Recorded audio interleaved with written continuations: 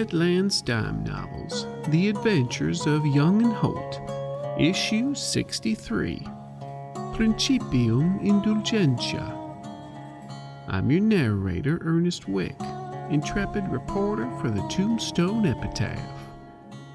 In this issue, Porter and Joshua, just hoping for a night's entertainment at a magic lantern show to ease their minds, now find themselves face to face and alone against their nemeses. Porter is once again facing Annabelle, while Joshua is finally having it out with the two-faced woman. It's not the entertainment they expected, but it's what they're getting. The show is about to start, so we'd best see where they're at.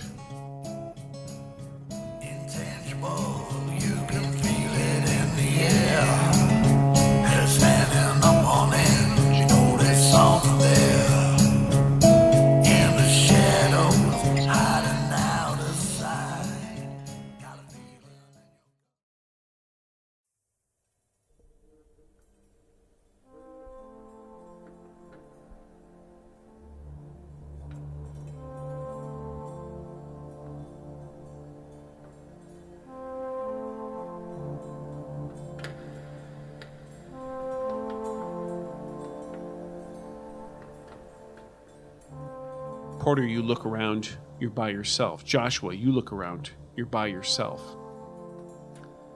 And you find yourself in different places. Joshua, you find yourself on a street in some town somewhere in the west. You're not really sure. They've all seemed to blur together as one, really, over the years. People walk the streets, they're busy, they're caught up in their lives, they're doing their thing. And everything in here, you notice quickly you notice eventually, has that same desaturated black and white look that it had when you met the two-faced woman in that saloon not so long ago. But everything shades of gray. The wind, it whips up some dust clouds. The snowflakes that you saw earlier before you came in the tent, they're falling here as well.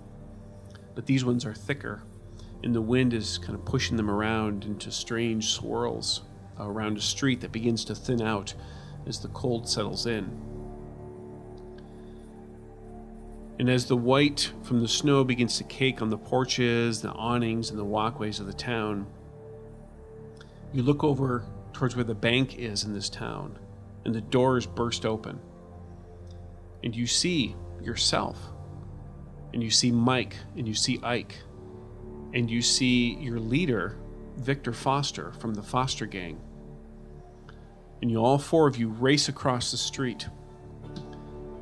And around you, around this grouping of four, is an aura of color. So you're seeing yourself and your companions in color as you move, and everything that you run past takes on the color that it should have, including the few people who remain and who are looking on in shock as you run.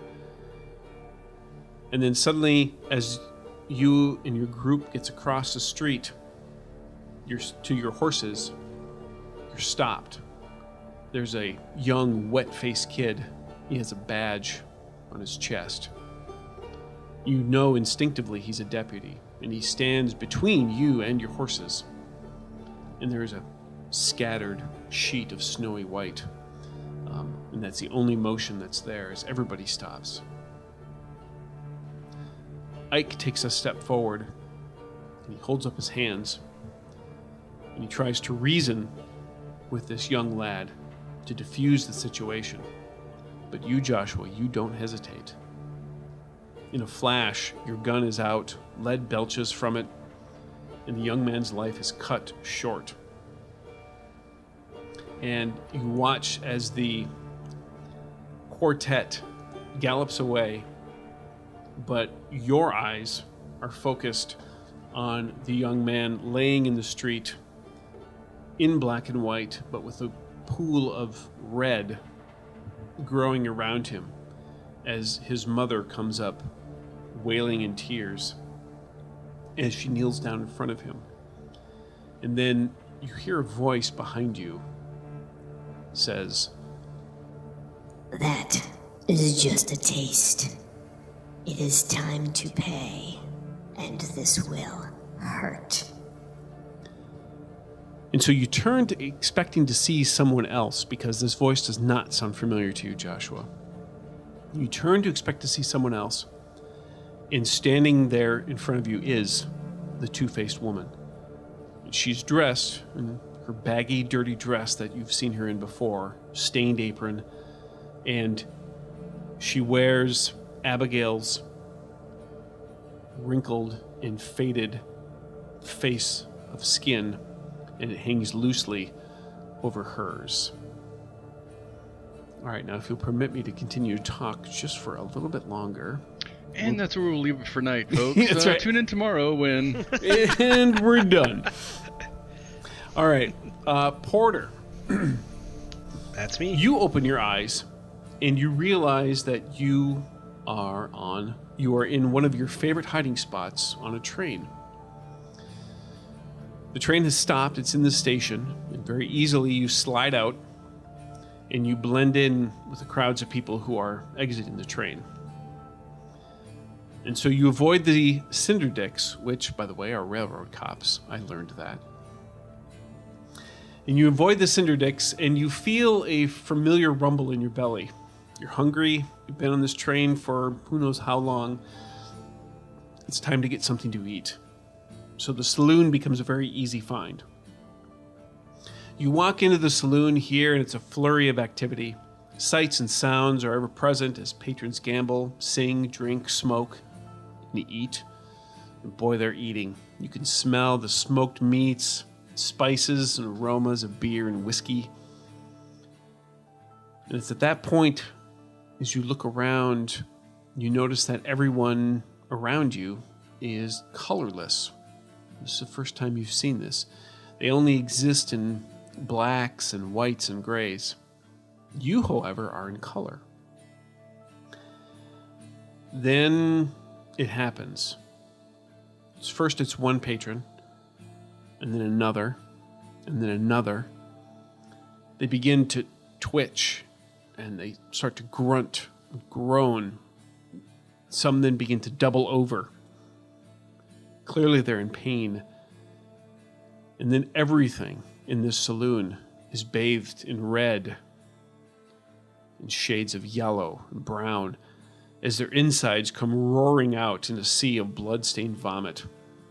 Within moments, all of the saloon's patrons are consumed in this fit of pain and anguish.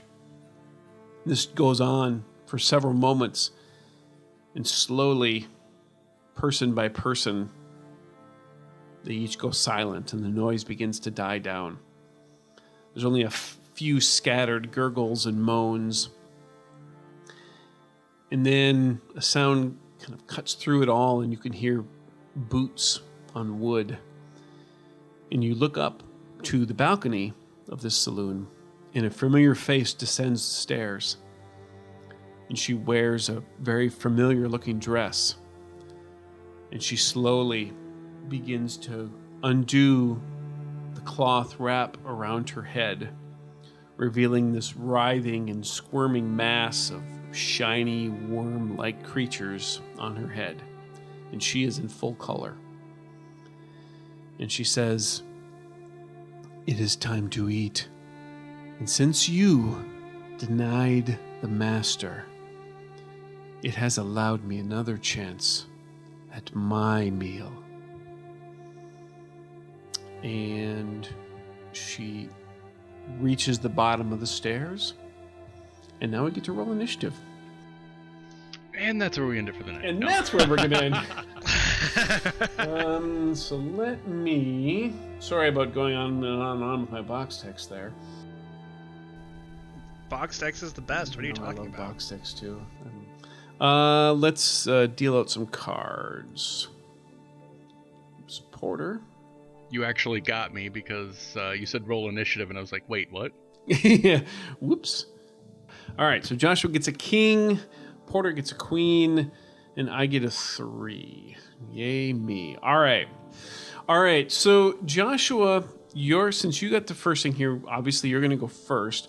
However, this is a little bit different of a fight. So we need to figure a special kind of vigor for you. Joshua, we'll need to figure out your spiritual vigor. And this is going to be half your spirit plus 2. Plus an additional 1 for being a grim servant of death. You don't die, you kill.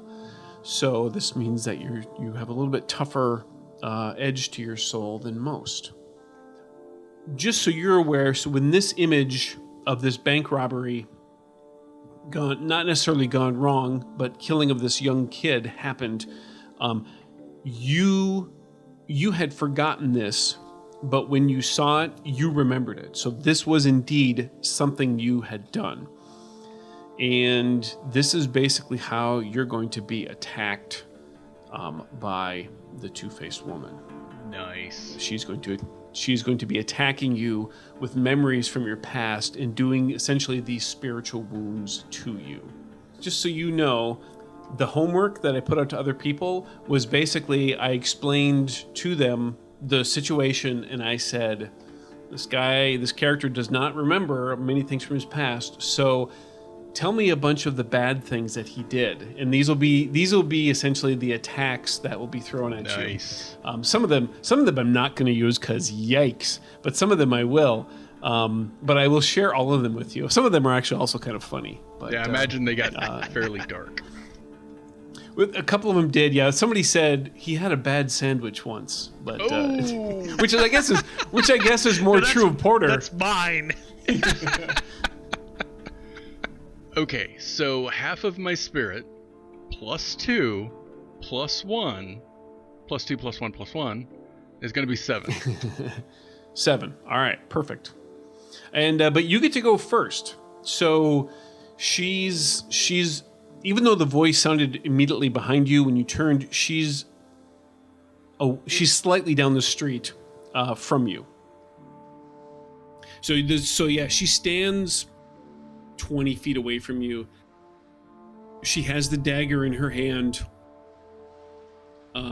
Abigail's loose-fitting facial skin hangs from her face. Oh, you also can why don't you make me a guts check first here before you do anything. This will be at -4. Which will totally cancel out my grit, so it'll be a straight guts check. 10 will definitely do it. All right. Despite the horrific appearance of the two-faced woman wearing the face of the woman that showed you love and that you loved back, you still have the ability to steel your spine and face her down. Joshua spins, seeing this grim visage before him,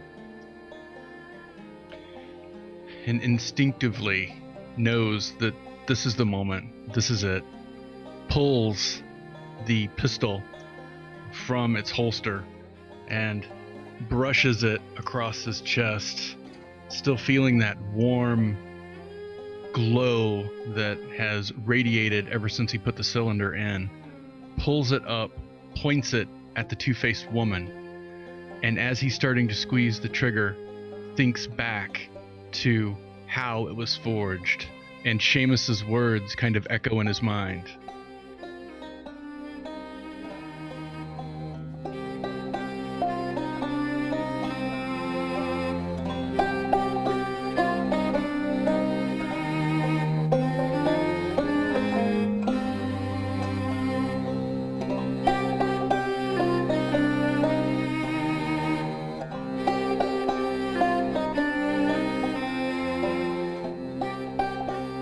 And sure enough, true to his word, a week later you show up and he has that same oiled cloth and he has the cylinder there and the 9 rounds along with the central charge for the Lamat.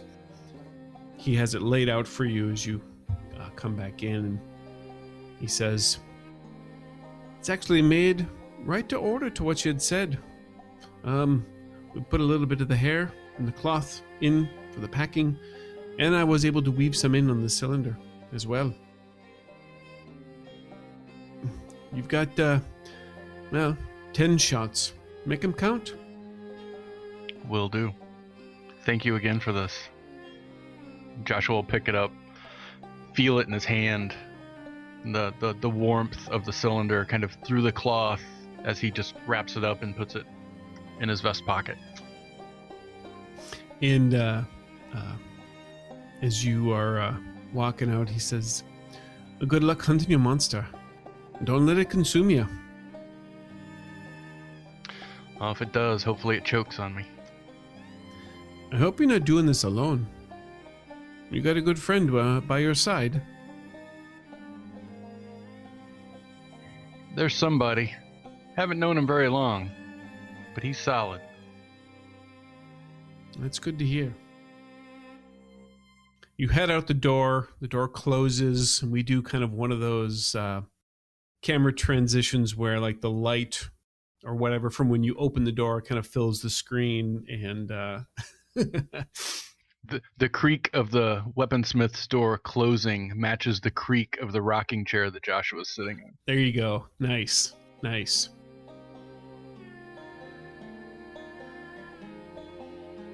Remember the love of Abigail. He thinks to himself, this is for you, and pulls the trigger. As you go to pull the trigger, and you certainly can do that, but as you go to pull the trigger and your eyes zero in on the two-faced woman, that saggy skin face that she's wearing of Abigail suddenly begins to sharpen and tighten and fit perfectly and becomes a perfect visage of Abigail. And you see Abigail as you remember her, with the way her hair looked and her face and her smile and everything that she had, all the good qualities, and it's staring right back at you as you go to shoot. And so you will be -2 on this roll because of the distractive nature of this. Now, I haven't moved, so would marksman get rid of that? I mean, it's not really the fact that I'm not aiming, it's just the fact that I'm shaken by the whole visage in front of me.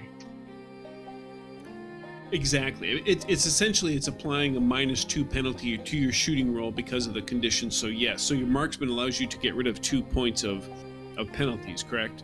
I think it is, yes. Right, so it becomes a bit of a wash.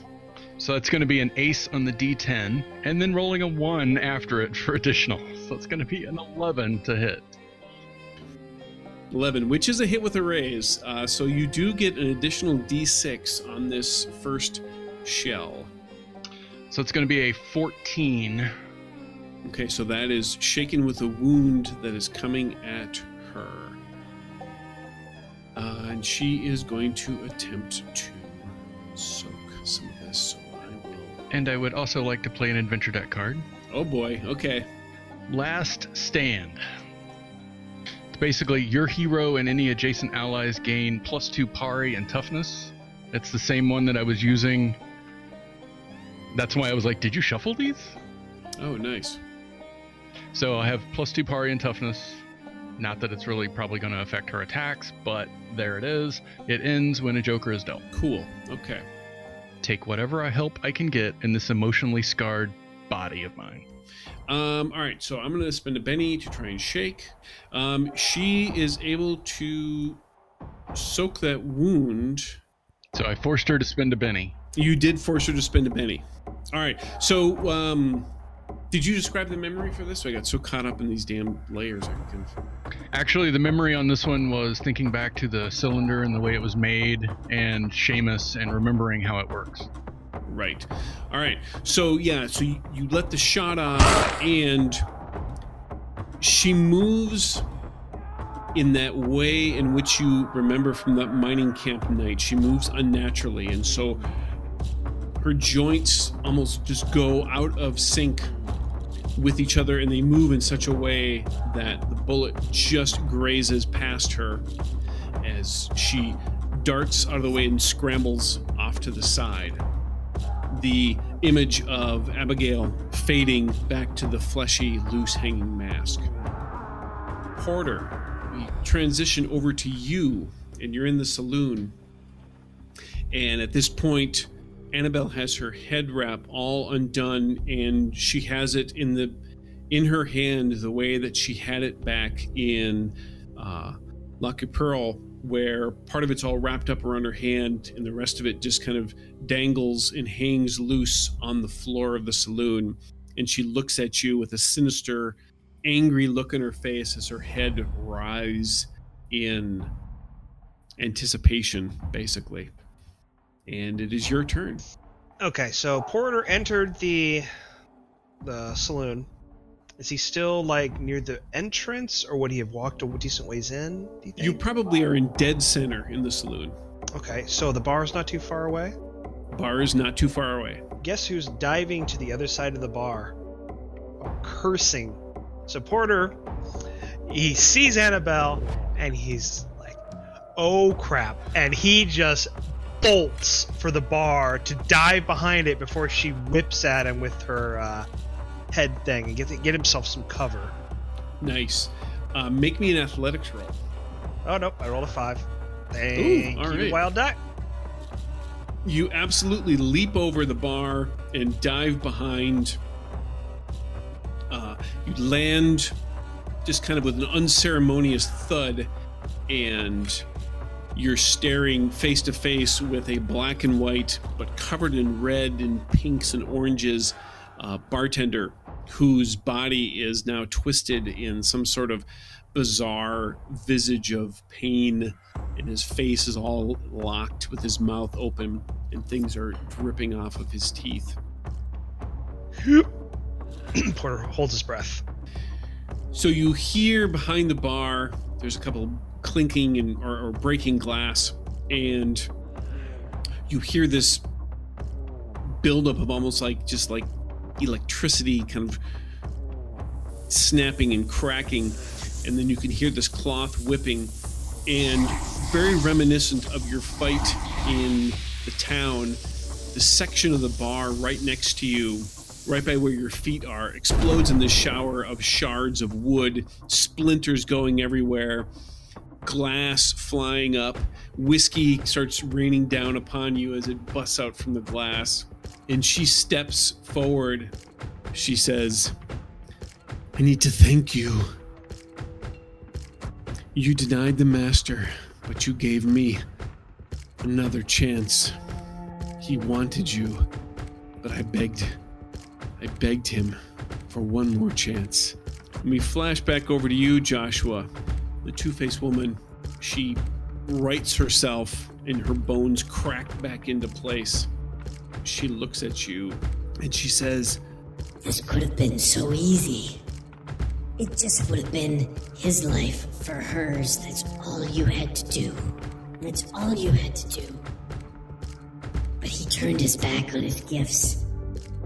And now you're going to suffer the fate for that. He's worthless to me. I needed that body. But your wrinkled carcass will have to do.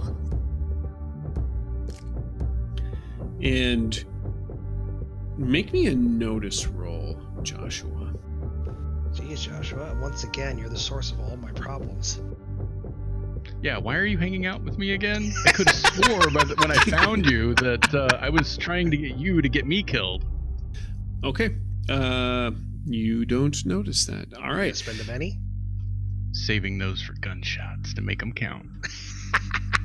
To make them count. Gunshots, yeah. And Two-Faced woman gets done saying that, and you see her lash out with her dagger, staying the same distance or staying a distance away from you. And this flash comes out from the dagger and it hits you in your mind, and you flash back to this time in your past where you had been on the trail with another partner of some sort, can't necessarily make out the details in his face, except he always had a bit of a 7 o'clock shadow. It just was always constantly there, just a little bit thick. You spent a number of years on the road doing all manner of things with this person. But then at one point you were faced with the temptation for just a little bit of extra money. And when this guy wasn't expecting it, you reached out and shot him. And he was dead. And you were drunk that night. This wasn't when you had your drinking problem, but you were drunk that night. And as he laying there dead, more bits of those memories come back into your mind. And the little bit of extra money that you wanted was over a fight. He got a larger share of something, some job from somewhere. He got more share. You felt you deserved more. And so you decided to take it by force. And you killed him. And the last memory before this hits you, or the last bits of this memory as it comes at you, was that he was your cousin. All right, and this one hits you. Does not hit with a raise, but it does hit you. And this memory just slams into you. And you may make you may try and soak, and you would use your spirit die to soak instead of your vigor. No. All right, you take a wound. Okay, so you take this wound. So it hits you, and it just cuts you to your core, and you feel yourself stumble slightly as the weight of this, when you realize it was your cousin, your own kin, that you knocked down. And as you stumble back a little bit, your mind then suddenly flashes somewhere else, Joshua. You find yourself walking hand in hand with Abigail towards her cabin. This was the cabin where you learned what you actually did that fateful day. The two of you are walking towards her cabin. You feel the warmth of her hand. And the door to her cabin is open, and you can see a shape just inside the room. And the shape is kneeling on the floor, and you hear crying. And then it flashes, and you're snapped back into the streets of this town. The two-faced woman staring back at you, hissing, as she can tell that her blade has done some damage. Let's grab those cards. Let's do a new round. Porter gets a 10 of hearts. Joshua gets an 8 of clubs. And the bad guys, oh my gosh, get a 2 of clubs. I'm really doing bad at cards. All right, so we flash back over to Porter. Porter, you are behind this bar, and the last bits of the wood are kind of tumbling down, and you hear those telltale signs of wood just hitting things, and it grows silent, and there you are. Okay, Porter. What? So Porter has on him all this stuff. Porter is going to make a smarts check. He needs to remember whether or not Annabelle is undead from the story that Joshua told. He cannot remember, so he's going to attempt to do so. Luckily, Porter is pretty smart now. He gets a 9. Porter's very smart. You absolutely, not only do you remember that she's undead, but you also remember bits of other pieces of tales that Joshua told you, and you had a conversation at some point along the trail about it. And you came to the conclusion, or the realization, or the probability that this was probably true for Annabelle, in that not only is she undead, but that the only place to cause her any damage is indeed her head. Okay.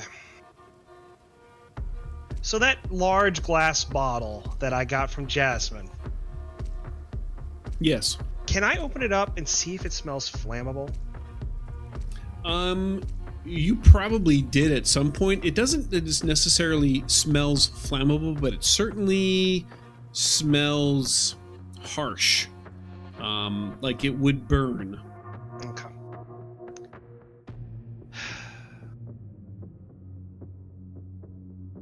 Boy, I know what I would do if Porter could teleport.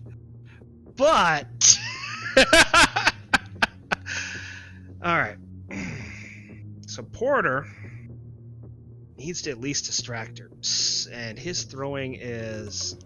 Oh, wait, did throwing get put into athletics? Throwing is into athletics. Okay. I think I'm just going to do this all at once, because Porter, even if it doesn't put her down, it will distract her or slow her down. So Porter is going to take the bottle. Okay. I was going to make a Molotov out of it, but I decided that it probably wouldn't burn. So he's just going to hurl it at her in typical movie fashion. So, Porter, but because this is an enemy that's been haunting him and has literally changed his life in how he eats and how he views things, this is a life-changing moment for him. Nice card use. Okay. So I'm hoping to get a little bonus. It's because he's overcoming his fear to do this. This is an absolutely life-changing moment. I will let you... your athletics is a D4. Yes. I will let you roll it at a D6. All right. Here come the double ones. Ooh, nope. That is a 10. 10. And that is a hit with a raise. So you will get an additional D6. So now damage. What is the Oh, I guess I have it, don't I? Yeah. You gave it to me. Let me pull I it did. up. Let's see. I have it right up here. Boy, I should have drank an Eagle Eye first. Deals 2d8 per round for 1d6 rounds. Right on. If carefully poured, it contains enough to douse a human body. I don't think that happened. Takes a throwing roll to hit. It affects a small burst template. Does 2d8 damage per round to any undead, or dead, undead, or harrowed flesh in the area for the duration. All right. 10 damage. You may go ahead and roll me a D6 so we see how many rounds this lasts. Here comes the one right here. Yep. 1 round.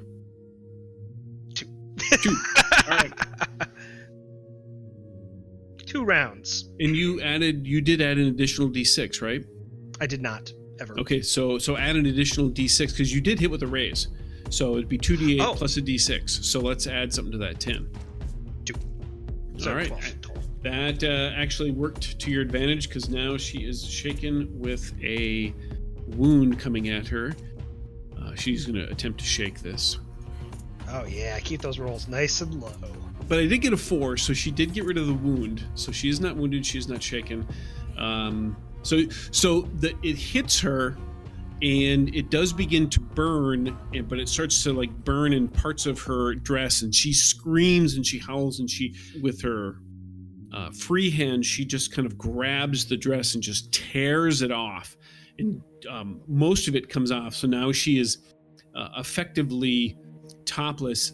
Now that you can see her entire body, it is almost the exact same thing as her head, in the sense that only her face and her neck appear to resemble anything of a human sort of thing, and her skin is all wrinkled and it just writhes with what looks like worms and slugs of various dark and disgusting colors. I'm sorry, Porter. You're never going to eat again. You are. I'm going to get all that processed food that's been wrapped and carefully sealed, and anything I touch personally.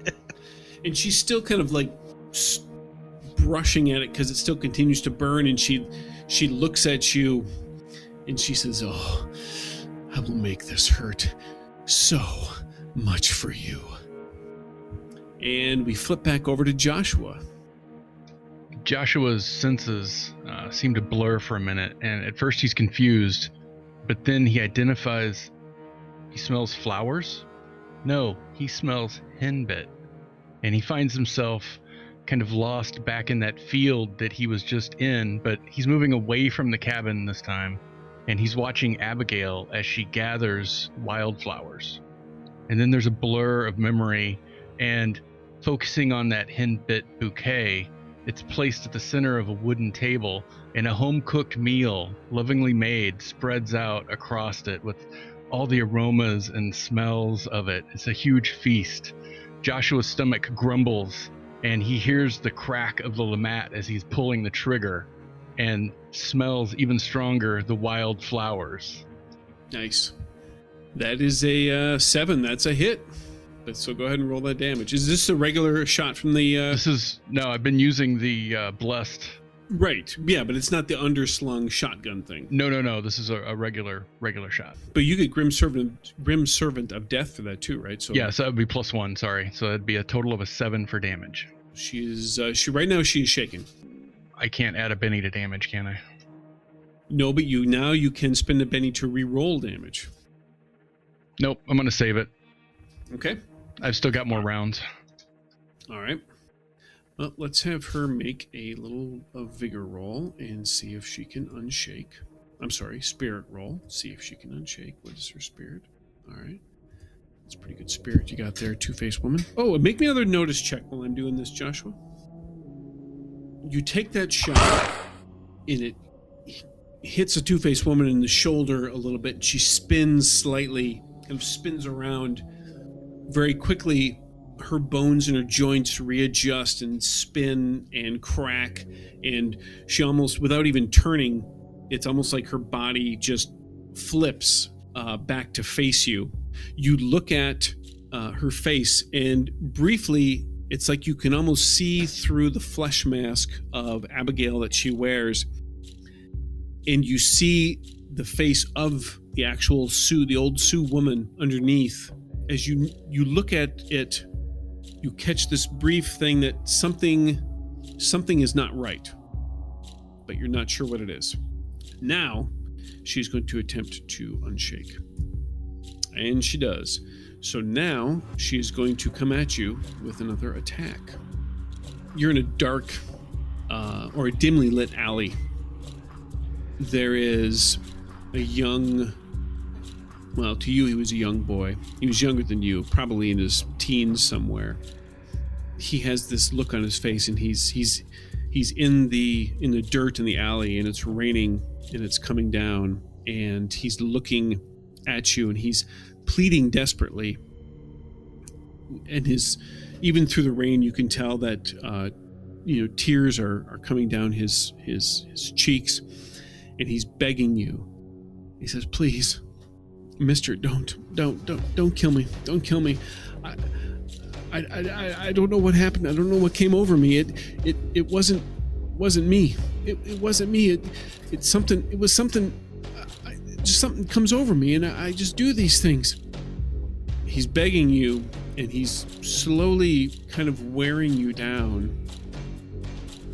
But then you remember, the memory begins to sink in a little bit more. And you remember that he had actually become, you didn't know what the people called it, but you knew it was something where they had become possessed by a dark spirit that wasn't theirs. And the stories told you that these people were already dead, so it's okay to kill them. But this little kid in front of you, he looks so alive.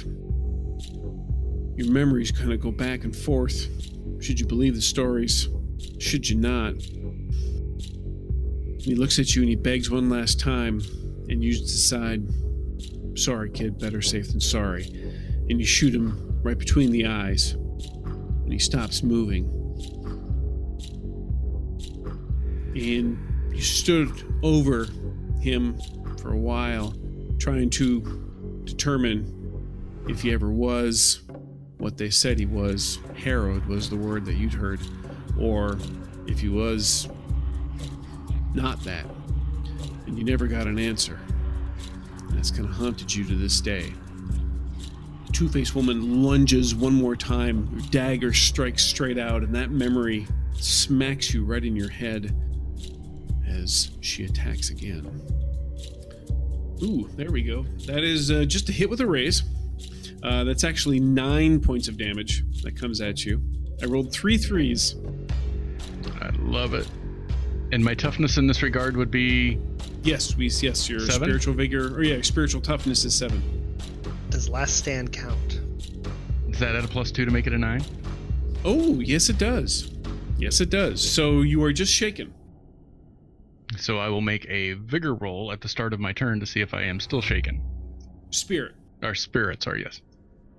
So Porter, we flip over to you, and Annabelle finishes her screaming. And did you duck back down underneath the bar after you threw it, or did you? Are you kidding? Of course I did. And so, you hear a rapid stepping of those boots, and then suddenly Annabelle she leaps up on top of the other end of the bar, in the corner bar, and she has her head wrap going up above her head one more time, again spinning, and then she just snaps it, and it comes right down on you. Bam! So it just nails you. 17.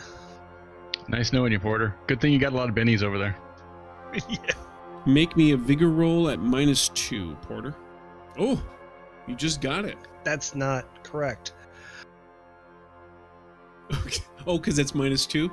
I think Porter will spend a Benny. He does not need to be injured immediately. Oh, come on.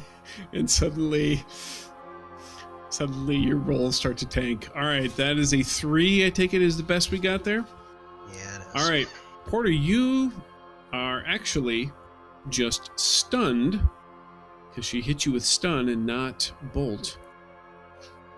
Basically you can't until your next action. Let's see. At the start of a stunned character's turn, he makes a vigor roll. Success means he's no longer stunned, but remains distracted and is now vulnerable.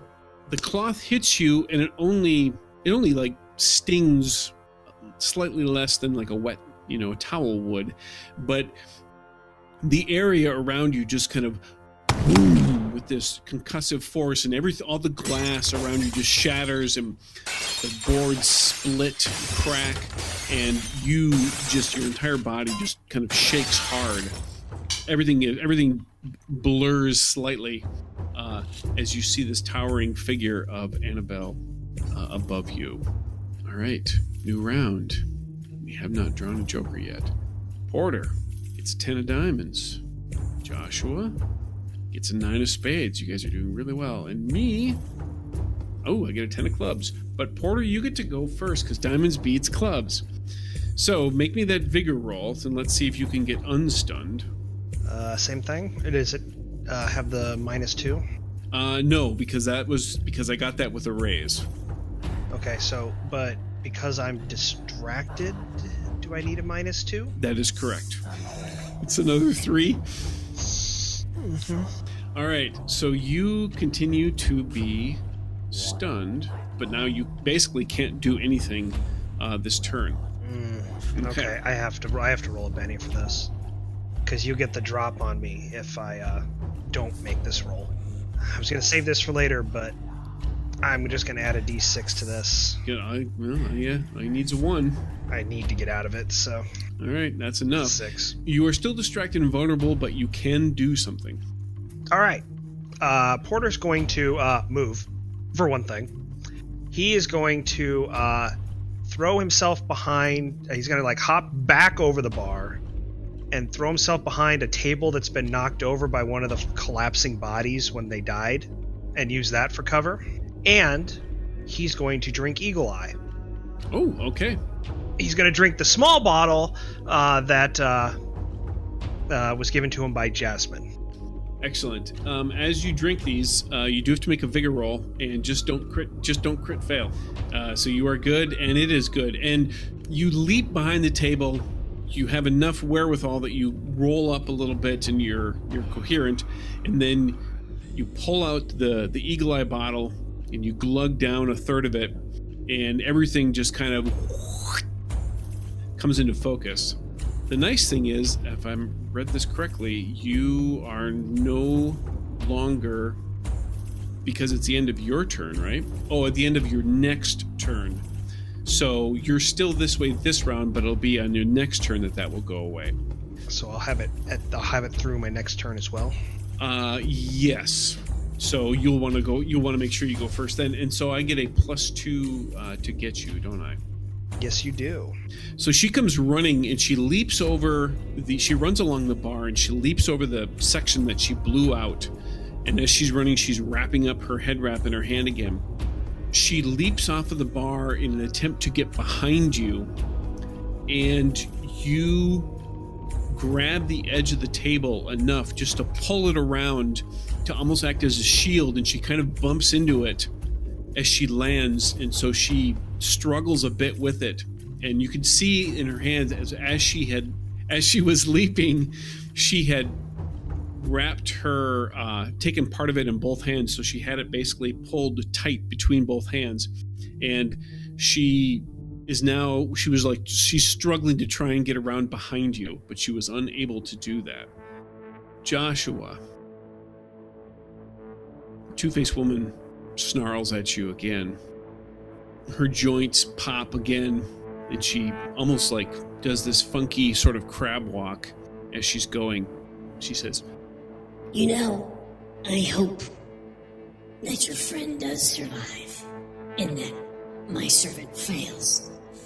Because once I kill you and take control of your body, I want to see the look on his face when I kill him with your gun. It's going to be beautiful. It's going to be so beautiful." And her body snaps back up and the dagger flashes out again as she attacks. That is a hit, but it's just a regular hit.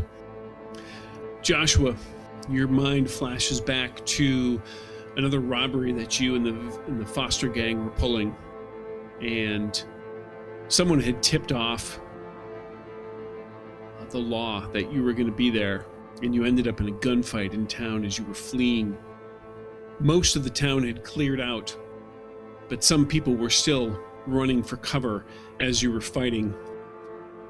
The sheriff, he took a shot at you. You ducked, rolled out of the way. You came up with your gun. You aimed it, and you slipped just slightly as you were coming up to aim.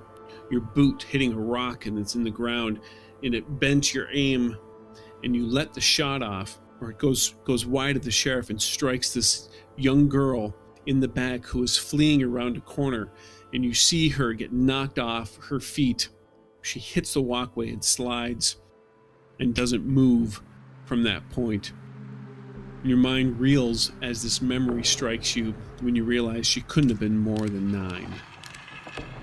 And let's do some damage. I'm still shaken, so is that a wound then?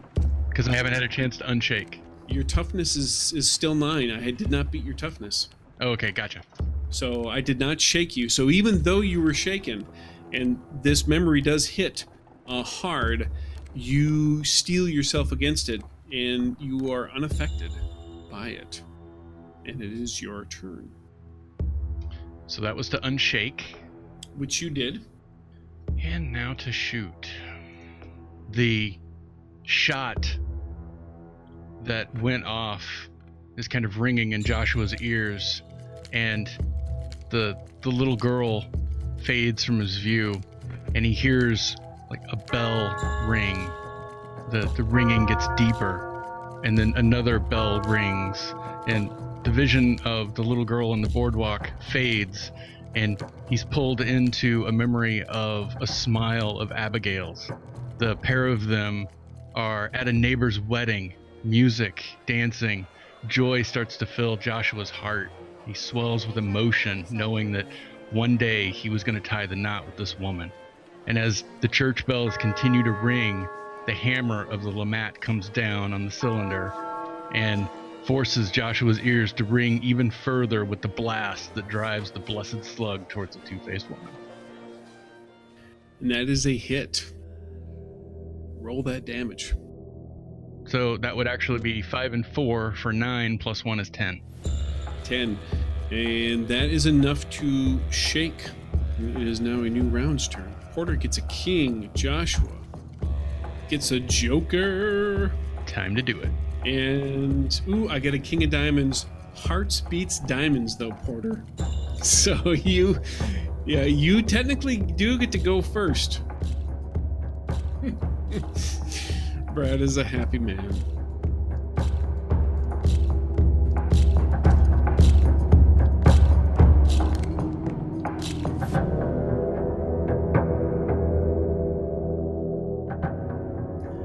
Well, every show has an intermission, and this one does as well. Hopefully, everything will have a happy ending. And since our next issue is called Final Forgiveness, maybe it does. But you never can tell. The part of Porter Holt is played by Brad Smith. Joshua Young is played by Brent Rich, and your intrepid marshal is played by Chris Hussey. This game references the Savage Worlds game system available from Pinnacle Entertainment Group at peginc.com. It is unofficial media content permitted under the Media Network Content Agreement. This content is not managed, approved, or endorsed by Pinnacle Entertainment Group. Certain portions of the materials used are the intellectual property of Pinnacle, and all rights are reserved. Savage Worlds, all related settings and unique characters, locations, logos, and trademarks are copyrights of Pinnacle Entertainment Group. Thanks also to Fear the Boot. Support their Patreon at patreon.com/feartheboot. Intro music by Half-Deaf Clatch. Contact information for the cast as well as music links can be found on the notes on our website, youngandholt.com. If you enjoy these issues, please consider dispensing a lovely 5-star review on wherever you do listen from. Please search for Fear the Boot Actual Play. It's very kindly appreciated. If you listen on YouTube, please like and leave a comment. And as always, please tell a friend or 3 about the show.